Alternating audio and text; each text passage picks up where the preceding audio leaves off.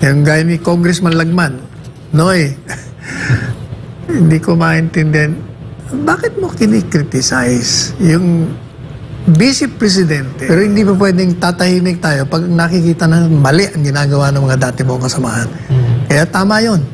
Umalis ka na dyan at ilantad mo na yung ginagawa mong pagsisip-sip sa mga partidong gusto mong salyan. Pero ayaw yan ng mga ng mga nasa kapangyarihan. They want to maintain the ignorance of majority of the Filipinos so that they can remain in power for as long as they want. Lalo na yung mga nagkikriticize kay VP Sara. Yun. Yung gaya ni Congressman Lagman, Noy, hindi ko maintindihan, bakit mo kinikriticize yung vice presidente na umalis, samantalang kahit na siya umalis, pinaghandaan niya na ang pagbibigay ng relief goods sa mga lugar na kinakailangan. Wala siya, pero nagtatrabaho pa rin ang kanyang opisina sa direksyon niya. Ang tanong ko sa iyo, ikaw ba, Congressman Lagman, doon ba sa lugar mo, may ginawa ka na para sa kanila, sa mga constituents mo? Yan ang hindi ko maunawaan sa inyo. Masyado kayong, naghahanap lang talaga kayo ng mapupulaan at pinupuntirya nyo si BP Inday Sara.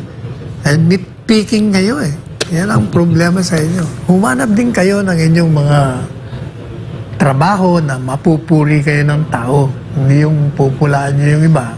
Tingnan nyo muna mga sarili nyo sa salamin. Yun, pag-alis niya. So, ginagawang malaking issue ulit yung pag-alis ni VP Sara sa bansa. And then, bumiyahe kasi si, as we know, bumiyahe kasi si Vice President Sara bilang isang private citizen. Hindi pala siya umalis ng bansa bilang isang unofficial of the Philippines. So, she was not on an official trip, so dapat naman siguro protektado din siya under the same rights as a private individual. Kasi may lumalabas na footage or picture na yun, pag-alis niya sa airport. Would you consider the Vice President's security compromise considering this photo was leaked from a CCTV camera po sa airport? Hindi. Kahit na private citizen ka, basta kay public official, may karapatan ng taong bayan malaman kung anong ginagawa mo. Hindi violation. Okay po. Okay, so ilang Pero alam po ninyo, kailangan bigyan natin ng diin. Kasi ang puna sa kanya, bakit ka umalis sa kasagsagan ng bagyo? Actually, yung ang lakas ng ulan, nag-start yung alas 5 na ng umaga eh. Doon nag-start yun eh. Umalis siya 1:30. Kung bagay, hindi pa. That's number one. Number two, alam po ninyo, matagal ng plano yan ng pamilya na pumunta ron. Ibig sabihin yan, kayo ay kailangan kasi bago kayo lumipad, meron kayo mga reservations. Bumili na kayo ng mga ticket. Dami niyan.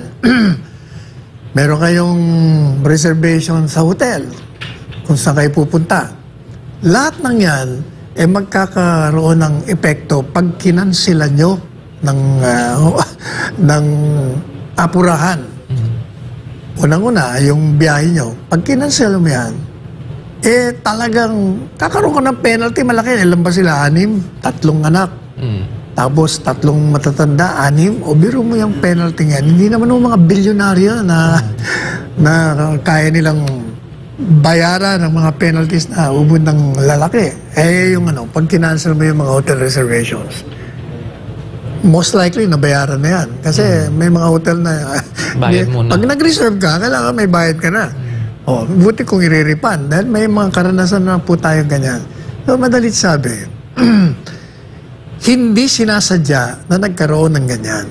At kahit na nga itinuloy niya, yung trabaho niya bilang vice presidente ay hindi niya po iniwan o tinakasan. Bago pa nangyari yon, she made sure na handa ang kanyang opisina na tumugon sa mga pangangailangan at kailangan gawin. Kagaya nga yan, tingnan niyo yung mga food packs, ready, lahat for distribution. Kung nandito siya, ganun din naman ang gagawin niya. Pero kahit na wala siya, ginagawa. O hindi ba, anong mas maganda? Ikaw'y nandito, gaya ng marami sa inyo nandito, pero wala naman kayong ginagawa. O ikaw'y wala rito, pero yung mga tao mo, dahil sa instruction mo, sa preparasyon mo, ginagawa ang dapat gawin. O sige nga. So yan talaga ang isang batayan ng tunay na leader. Kahit nawala siya or nandyan man siya, ang trabaho tuloy-tuloy. Kaya nga sa interview sa akin ng isang istasyon kahapon, sabi ko, yan ang gayahin ng mga public officials. Yan ang tunay na public servant. Yan. Sa partido upang maipamalas ang pagiging independente ng partido. Ano po masasabi nyo dito, Attorney Sara? No, ang katotohanan niya, matagal nang nawala yan. Wala nga utang na loob dahil tinulungan to ni Presidente Duterte. Siya lang ang hindi umiimik nung binibira ang mga Duterte diyan sa Senado. Yun. Kaya dapat, ang alam ko nga dyan, matagal na yan na umalis Ang gulat nga ako, nandyan pa pala siya ngayon. Kaya palagay ko, re-electionista ito. Lahat ng klaseng mga gimmick ginagawa nito para, alam mo, kasama ko yan dati sa kabinete. Pero hindi pa pwedeng tatahimik tayo pag nakikita na mali ang ginagawa ng mga dati mong kasamahan. Kaya tama yun. Umalis ka na dyan at ilantad mo na yung ginagawa mong pagsisip-sip sa mga partidong gusto mong salihan. Definitely, kita mo, wala siya sa senatorial lineup ng PDP. Noon pa, wala na yan. Kasi nga, alam niya na siguro ang feeling niya, wala na naman to sa kapangyarihan So, dito na lang ako sa kabila. O yan ang klaseng politiko yan. Pero yung mungkahin ni Senator Robin Padilla, Attorney Sal, di ba posible naman din po na maglingkod sa Senado kahit may posisyon ka while nasa partido ka, di ba?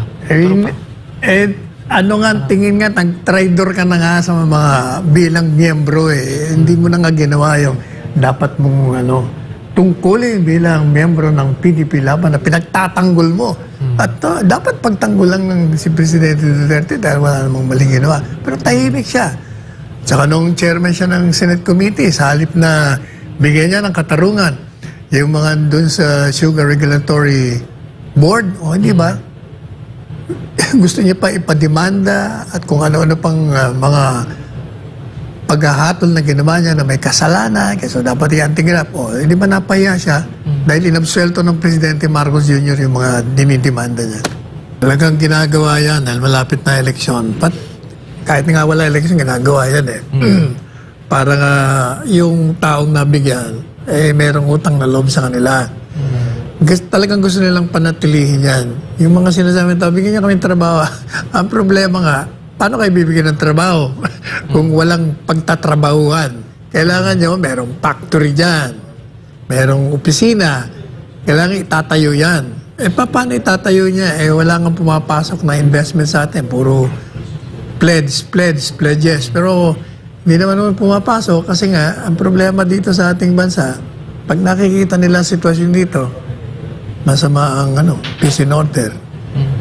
Masama ang infrastructure. Ba't nga naman pupunta rito? Pangalawa, even assuming na meron ng nakatayo rito, ang paulit-ulit ko nang sinasabi, majority ng mga Pilipino nga kulang sa edukasyon, walang edukasyon. Kailangan mong meron kang kwalifikasyon na magtrabaho sa partikular na trabaho ang ibibigay sa'yo. Kung wala kang aral, paano ka matatanggap? Yan ang problema. Balik tayo, edukasyon, pag-aralin natin ng buong Pilipino para makaangon tayo. Pero ayaw yan ng mga ng mga nasa kapangyarihan. They want to maintain the ignorance of majority of the Filipinos so that they can remain in power for as long as they want.